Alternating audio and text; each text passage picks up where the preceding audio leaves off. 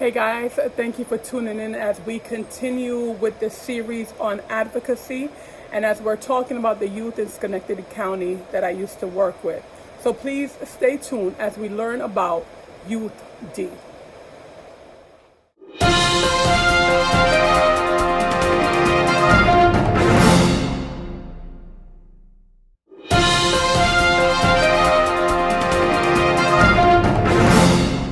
Alright guys, thanks for tuning in once again. We're on Youth D and we have one more youth after this, and then we'll go into some questions and thoughts regarding the situation. So I'll be reading what I had written about Youth D. So Youth D was released early from the program despite not being engaged and cooperating with the expectations.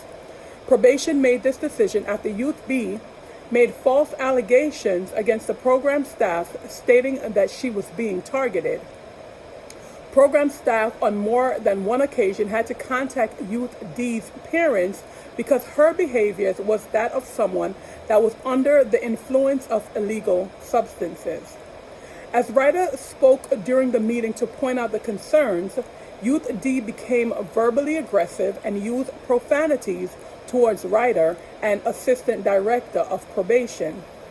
To this day, Ryder is confused as to how Youth D was able to be discharged from the program early. There was something very concerning, though, that happened outside of program with regards to Youth D.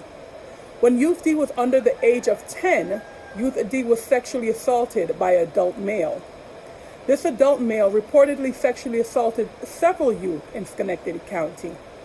Youth D's parents and possibly others have tried to have charges brought against him, but was told that the statute of limitation had passed and there was nothing that could be done with regards to filing charges.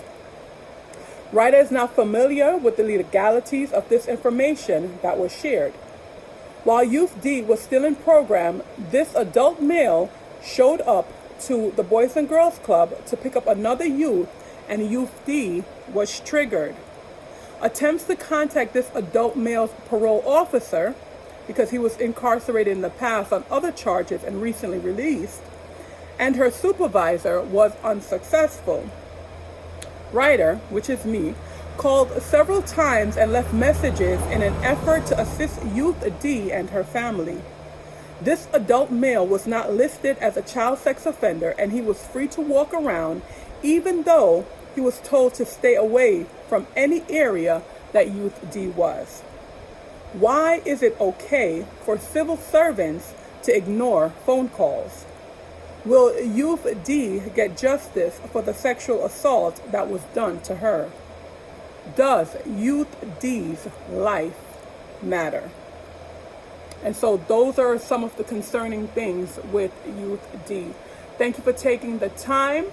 Please, if you have any information, any suggestions, reach out to me. I see the rain about to start falling behind me and I'm standing outside of the shelter, so I'm about to end right here. I thank you so much. Tune in next time when we go into Youth E. Take care. Bye-bye.